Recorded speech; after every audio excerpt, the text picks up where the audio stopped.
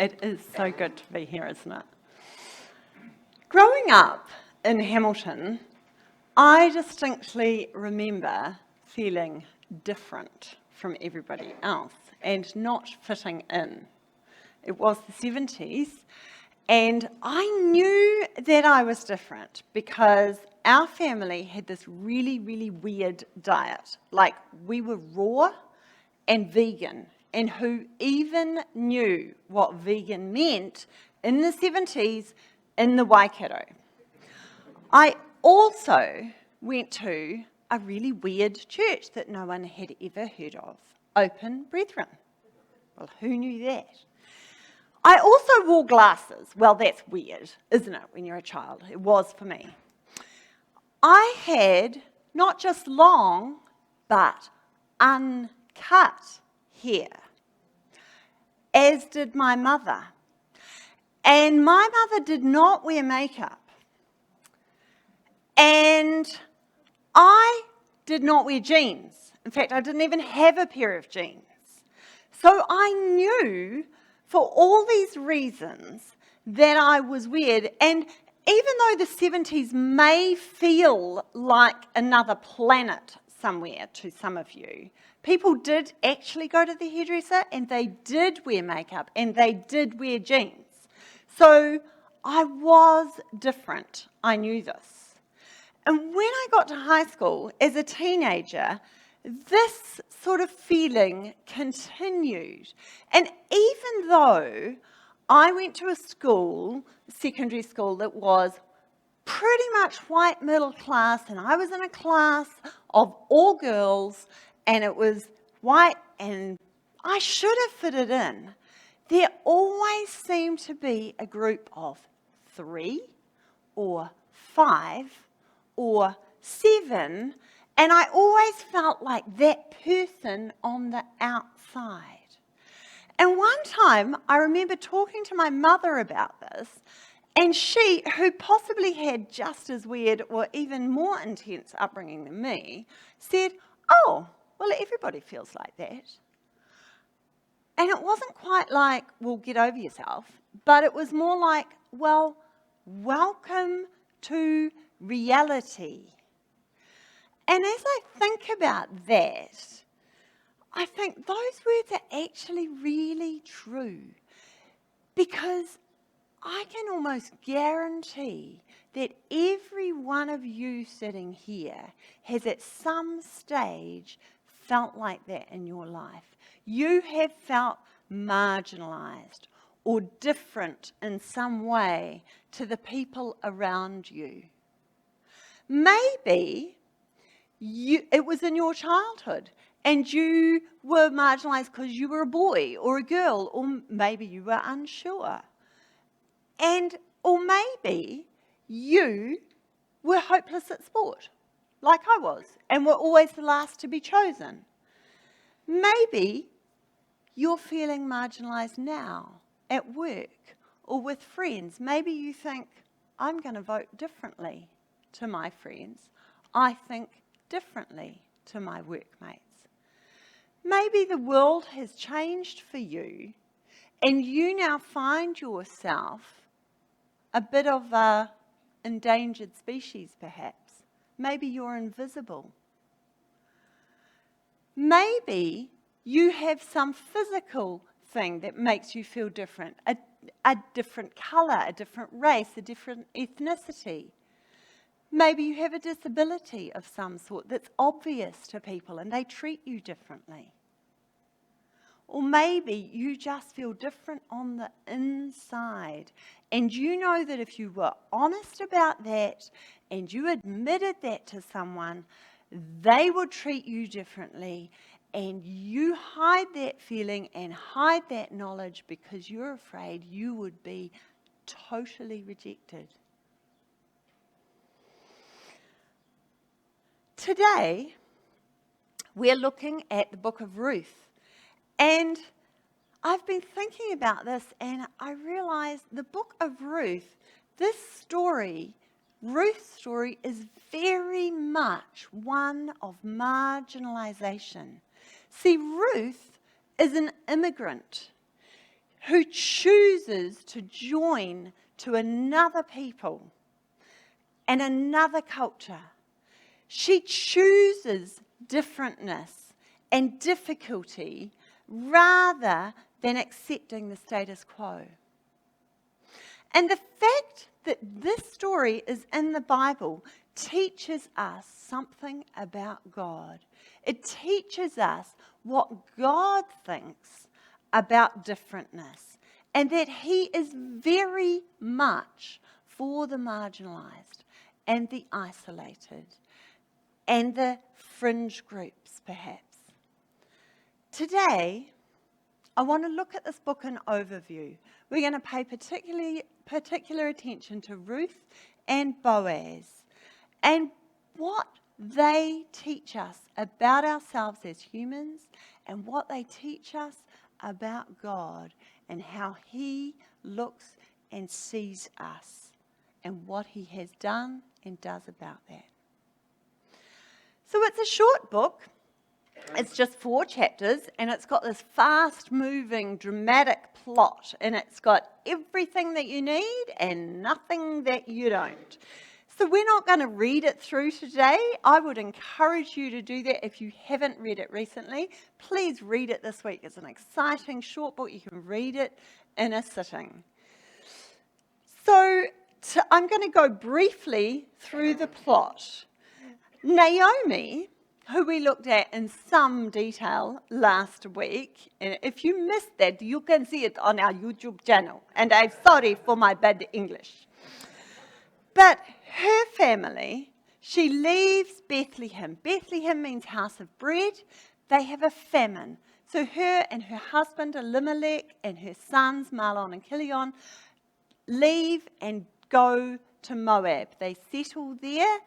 And while they're there, Elimelech dies, and then the sons marry, and then both the sons die. That all happens in the space of 5 verses. It's very fast moving. So then Naomi returns to Bethlehem with her daughters-in-law. On the way, Orpah returns to Moab, and Ruth refuses to leave Naomi. She refuses to abandon Naomi, and she carries on. They go back to Bethlehem. Ruth meets Boaz, the wealthy landowner, marries him, has a child, the family line continues, and supposedly everybody lives happily ever after. See, Ruth is the original rags to riches story. You can forget about Cinderella and Pretty Woman. The Bible got there first. And so as humans, we love stories. We love to engage with stories because what it does is we engage with the characters and we empathize with the characters. So we empathize with Ruth. We empathize with Naomi. And we understand that she is a woman, she's an outsider, and she abandons everything that is familiar to her and connects herself to the Israelite tribe. She starts a new life, and because of that, because of her commitment, she is rewarded with a grandson who becomes king and ultimately becomes a part of the lineage of Christ. Clearly, Ruth is a virtuous woman. At one point in history, the book of Ruth has moved around the canon, so it's been in all sorts of different places in the Bible. And at one point, it was placed immediately after Proverbs and before Psalms. So quite significant that her grandson wrote half of Psalms, and immediately after Proverbs, where the last chapter of Proverbs is the woman of noble character, Proverbs 31, and then immediately follows Ruth.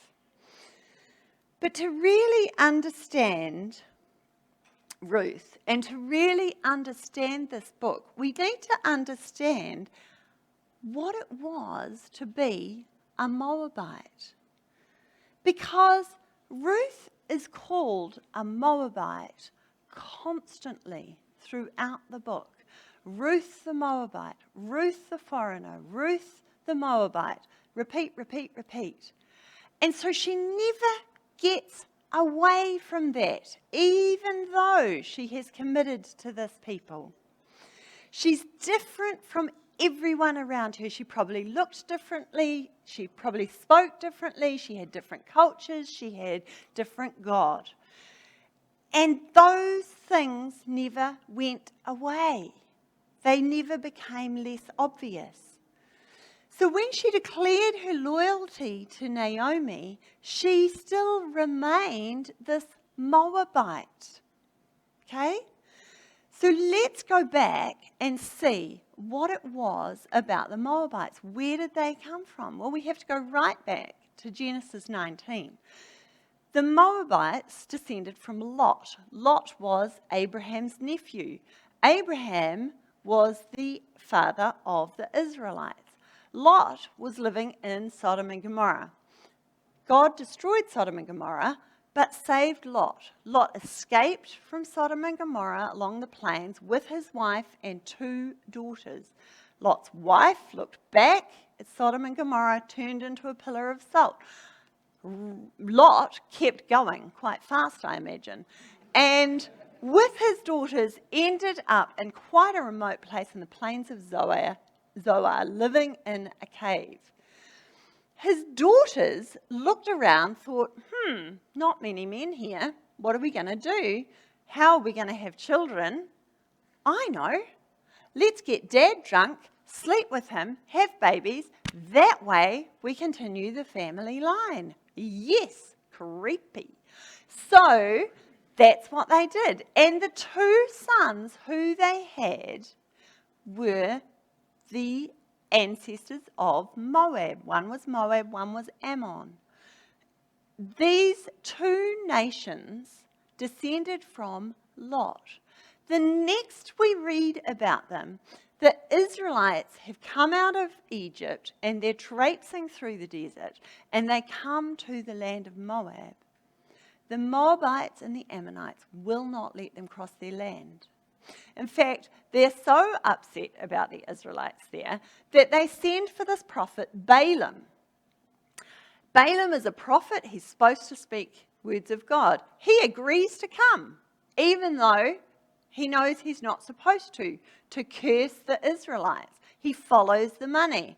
You might know the story. His donkey even tries to stop him coming and ends up talking, crushing his foot. An angel of the Lord. Fantastic story, Numbers 22 to 24. So he ends up coming to curse the Israelites and ends up blessing them.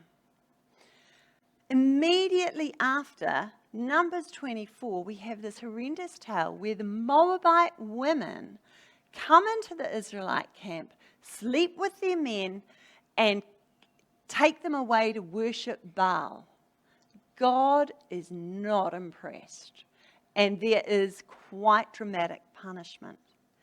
When we come to Deuteronomy 23, we read about the Moabites, specific instructions that the Israelites are not to admit Moabites to their assembly for 10 generations. They are not to intermarry with the Moabites. And in verse 6 of chapter 23, the Israelites were explicitly forbidden to promote the welfare or prosperity of the Moabites because of Balaam. So that is Ruth's background. That is her history. And that is who she is, and she comes into this community of Israelites and ends up marrying into them. They are a very despised, marginalized people to come into the Israelites. And if we were to take that law at face value, we would have a very limited view of God. Because what we see there is God has no room for the Moabites. But the book of Ruth subverts that narrative. The book of Ruth is very subversive because we see an entirely different way of God working and at work in the lives of the Moabites and the Israelites. So how does this happen? Well, it would be nice to think that it was because Ruth was such a wonderful, virtuous, generous, kind person, wouldn't it? But certainly, while her vow to Naomi is impressive and she is incredibly loyal, it is not just because of who Ruth is. Her vow to Naomi, if we unpack it, it's like an ancient pledge thing. So even though we see this often used in weddings where people pledge themselves to another person, it is way more than that. When Ruth says, "Don't urge me to leave you, entreat me not to leave you," it's like, just stop it. Stop it now. Stop telling me to go. She refuses to abandon Naomi. And you've got to realize this vow initially is just to Naomi. Her commitment is to Naomi. She probably didn't even know much about Yahweh at this stage. But the vow that she promises, she vows to herself physically, where you go, I will go. Where you live, I will live. So physically, she is going to join herself to Naomi. Spiritually, she is going to join. Your God will be my God. Community, your people will be my people. She will join everything. And ultimately, I will die where you die. I will be buried wherever you're buried. And we don't know, maybe there was a, throat-cutting gesture or something. May the Lord deal to me whatever way if I break this vow. That's how strong it is. So Ruth's dedication is either harebrained crazy, given the way women were being treated in Israel at this time. If you read the end of the book of Judges, oh my word, your hair would stand on end. And for Ruth to commit to this nation, on one level, is crazy. Or there was something that she had seen in Naomi that it just drew her to Naomi. While the book of Ruth, while Ruth is gracious and loyal and hardworking, it's not this. It's not contradictory of the laws that we talked about earlier. Because what happens in Ruth is we see Boaz taking a larger look at the law. And we see the kindness that he displays is a larger law that encompasses treating women and widows and children with kindness. And that is the law that we see at work. It is the kindness of God, the hesed, which becomes the prominent theme in this book. Now, the word hesed has quite a unique meaning.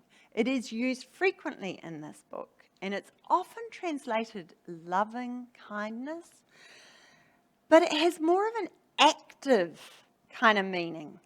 It implies something like do good faith.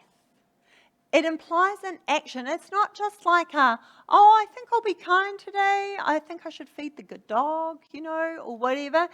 It's more of an action. I love my dog. I will walk the dog. I'll take the dog to the vet. I will wrestle with the dog, whatever it is. That it's way more than what you might have to do. Feed the dog or whatever. So loving kindness, hesed, implies way more than what is just necessary. In Micah 6:8, we see this word, and it's translated there as mercy. So in Micah 6:8, we see the Israelites are told to do justly, to love mercy, and to walk humbly with your God. Well, hesed is here connected to justice and mercy. And that is how we're supposed to behave. It's way more than just doing the right thing. It's way more than just seeing yourself in right relationship with God and with others and walking humbly. It is doing way more than that, going above and beyond what is required. And that is what we see in the book of Ruth. God shows himself to do way more than what is required through Boaz and through the relationships here. Naomi first speaks of this in chapter 1, verse 8, when she refers to her daughter-in-law and their kindness to their husbands and to herself. But as the story unfolds, we see Naomi not just showing kindness to other people, but Naomi is seeing the kindness of Yahweh to herself. And Ruth shows this kindness as well, first to Naomi and then to Boaz. It also draws people to her. Let's look at the first interaction that she has with Boaz. It's in chapter 2 and verse 8. If you have your Bibles, you can turn to it. Verse 8 of chapter 2. Boaz went over and said to Ruth, "Listen, my daughter, stay right here with us." So I should have explained. Boaz is the landowner and he's come along, he's seen all his harvesters and he sees Ruth there harvesting with them, gleaning, picking up bits and pieces at the end. So he says, "Listen, my daughter, stay right here with us when you gather grain. Don't go to any other fields. Stay right behind the young women working in my field. See which part of the field they're harvesting and then follow them. I have warned the young men not to treat you roughly. And when you're thirsty, help yourself to the water they have drawn from the well." Ruth fell at his feet and thanked him warmly. "What have I done to deserve such kindness?" she asked. "I am only a foreigner." "Yes, I know," Boaz replied. "But I also know about everything you have done for your mother-in-law since the death of your husband. I have heard how you left your father and mother and your own land to live here among complete strangers. May the Lord, the God of Israel, under whose wings you have come to take refuge, reward you fully for what you have done." "I hope I can continue to please you, sir," she replied. "You have comforted me by speaking so kindly to me, even though I am not one of your workers." You see, Ruth never loses that stigma of being a foreigner. But obviously Boaz has heard about her in verse 11. He knows she's a foreigner and he's already made up his mind how he will treat her and how he will treat a foreigner who's working in his fields. See, Boaz is the embodiment of Hesed. He understands the law regarding foreigners and Moabites, but he chooses to go beyond. he chooses to expand on it and show not just the minimal amount of what he has to do, because the Israelites were commanded to leave bits for the poor, for the widows, for the foreigners. They were commanded to leave food and for people to glean. But Boaz tells his workers, pull out sheaves. He invites Ruth to the table. He fills her apron with grain. He goes out of his way to offer her protection. Stay here. Of course he knows she's vulnerable. Of course it's dangerous for a young woman alone. And so he offers her that protection as well. I think verse 12 is possibly one of the most beautiful verses in this book. That Boaz says, may the Lord, the God of Israel, under whose wings you have come to take refuge, reward you fully for what you have done. Boaz clearly has this broad and inclusive faith that recognizes the refuge that Yahweh offers. And he recognizes that this is open to all. He realizes that Ruth is essentially a refugee, and she is welcome to come and shelter under the wings of Yahweh. And it isn't until we get to Matthew chapter 1 that we find out who Boaz's mother was. It was Rahab. And you think, did Boaz really understand what it was like to be an outsider and to be accepted into the Israelite community? How hard was that? Perhaps he knew and understood what that was like. So is it any surprise, really, when we see Boaz in the next chapter, when Ruth asks him to put his cloak over her on the threshing floor, that we see this image of sheltering wings? Ruth says in chapter 3, verse 9, I am your servant Ruth. She replied, spread the corner of your covering over me, for you are my family redeemer. Let me ask you, is there any time in your life when you have had the opportunity to do this?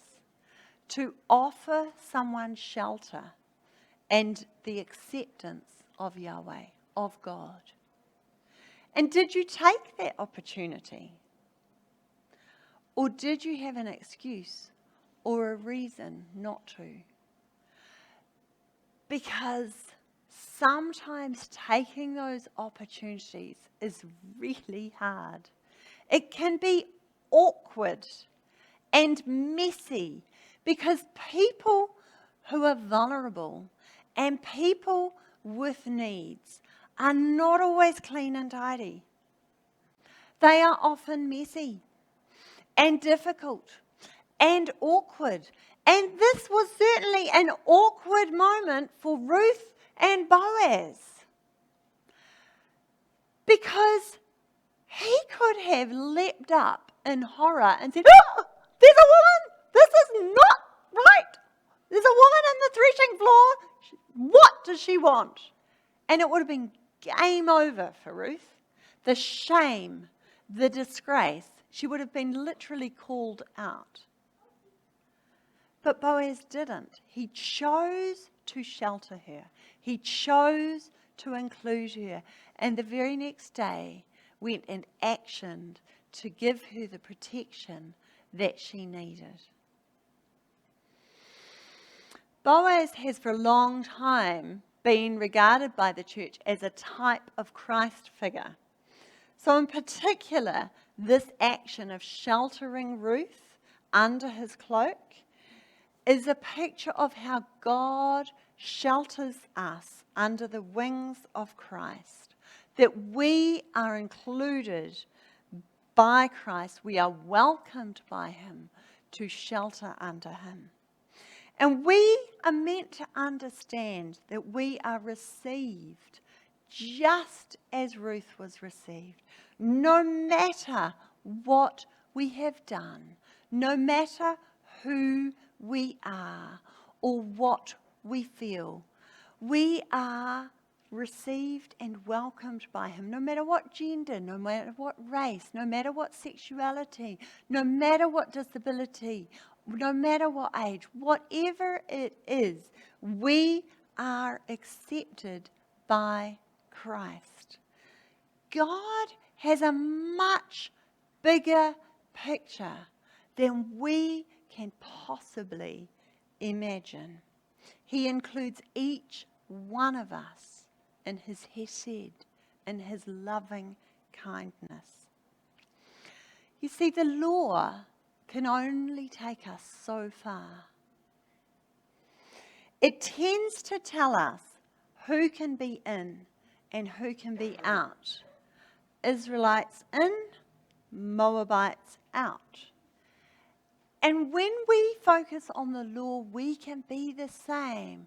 You're in, yes you, yes you, yes you, no. And we can be like this. But Ruth's story and her loyalty and her commitment give the opportunity for hesed, for God's loving kindness to be seen through Boaz. See, Boaz could have been the nicest guy in the world, but we never would have known that unless Ruth had made this commitment, gone out of her comfort zone and gone to this other people. Her commitment allowed that hesed to be displayed by Boaz. So this book gives us the salvation history with Boaz as the kinsman redeemer. The love that Boaz shows is a picture of Christ and the love and the hesed that Christ shows to us. It goes way above and beyond the call of duty, just as God goes above and beyond the call of duty by giving us love in action through Christ. I'd like to finish by telling a story about Bishop Desmond Tutu. Some of you may know this, have heard this before. But he was asked by the BBC to identify the defining moment in his life. And he talked about the day that he and his mother were walking along a footpath in South Africa. Now, in South Africa, and with apartheid at the time, the custom was if you were black and you met a white person on the footpath, then the black person got off the footpath into the gutter and nodded their head in respect to the white person. And as Desmond Tutu and his mother were walking along this path, they were approaching a tall white man in a black suit. And as they approached, the tall man got off the footpath into the gutter and tipped his hat at Desmond Tutu's mother. Desmond Tutu was 9 years old at the time. This gesture of respect impacted Desmond Tutu. He asked his mother, who was that man? The man, she said, was a man of God. He was Trevor Huddleston, who was an Anglican priest. When Desmond Tutu found that out, he decided that was his moment of calling. He decided he wanted to be an Anglican priest and a man of God like that. Trevor Huddleston went on to mentor Desmond Tutu. He was bitterly opposed to apartheid and both of them worked together to change that system.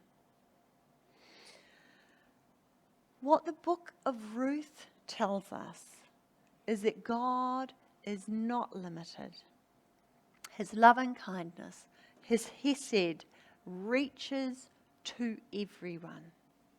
It reaches to two widows who had nothing else other than their reliance on God. It reaches to immigrants, to different races and people of every kind, the poor, the marginalised, gay people, everyone. God's love doesn't just reach to all, it includes all. There are no boundaries to his love and his generosity. And just like Ruth, what we need to do is to accept and commit to his love, to be able to see and to be able to experience it. So the question really is for you today, will you commit to him? Would you be like Ruth and commit to his love and accept his love for you? And perhaps you have already experienced the love of Christ and you know for yourself and you have known his love in your life. So the question for you is, will you go out of your way to show that love to others? Will you show that love to the marginalised that you meet this week and in the future? However awkward and difficult that might be, will you include them and love them and offer them the shelter and tip your hat to them? Would you get off the footpath and walk in the gutter for them? If someone is messing with your head right now and you're thinking of someone, that may be God speaking to you of who you need to approach this week. Let's be people of action, people of God who display the hesed of love to the people we meet this week. Let's pray. Dear Lord, I thank you for your word and for the wonderful book of Ruth that allows us to see your loving kindness that is so generous and so unbounded to everyone, no matter their circumstances. I pray that we will all strive to be people of God who are willing to step off the sidewalk and to tip our hat to our sisters and our brothers, particularly those on the margins. I pray that we will be marked by your loving kindness and we will share the shelter that we have in you with others who need. In your name we pray. Amen.